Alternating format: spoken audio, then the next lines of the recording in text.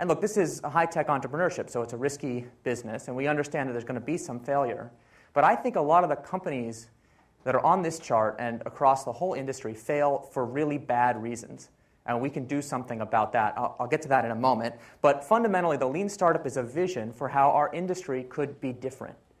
We don't have to accept the same level of failure that we've gotten used to if we change the way that we operate and if we're willing to give up on some of our really precious myths of entrepreneurship. So before we get any further, let's talk about what is a startup.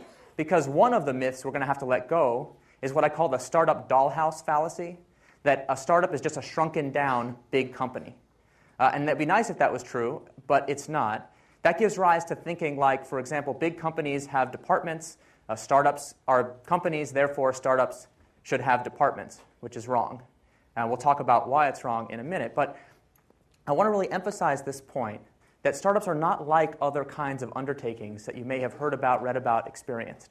And because of that, my belief is that although my background is in consumer internet high-tech startups, the principles that I want to present to you today have a more broad applicability, that they work no matter what sector of the economy you're in. As I've been doing this Startup Lessons Learned thing the past year, I have gotten a chance to meet entrepreneurs in nonprofits, in enterprise, in government. 2 weeks ago, I was presenting these ideas at the Pentagon to the United States Army.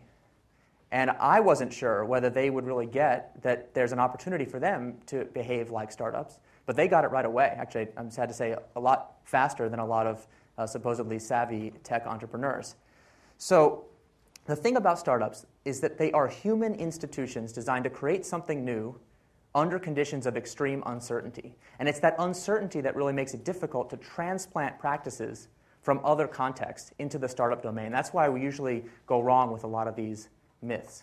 And it's a human institution. I include that because we usually think about entrepreneurs as like two guys in a garage. You know, they're eating ramen noodles or something like that. But what makes you an entrepreneur is not the kind of noodles that you eat. It's the kind of business that you're trying to conduct.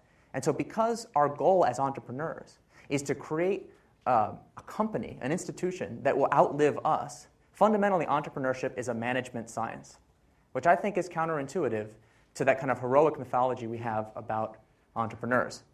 So why do startups fail, and what makes them succeed?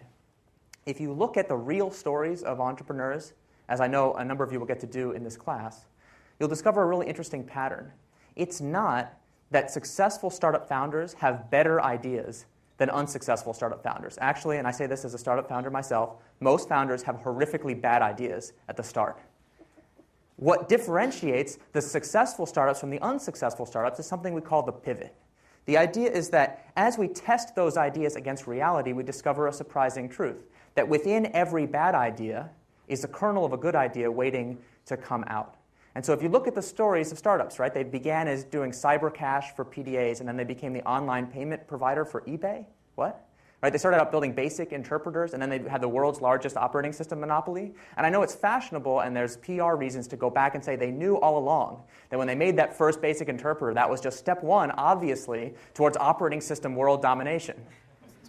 But that's after-the-fact rationalization, which unfortunately we're very good at. And so I call it a pivot, because when tenacious founders discover that there's something wrong with their idea, they don't just give up and abandon the whole thing.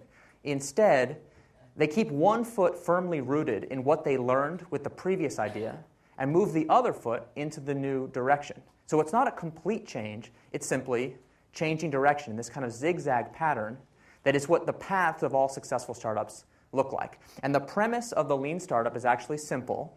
It's just if we can reduce the time it takes us to do those major iterations, those pivots, then we can increase the odds of finding product market fit and being successful before we run out of money.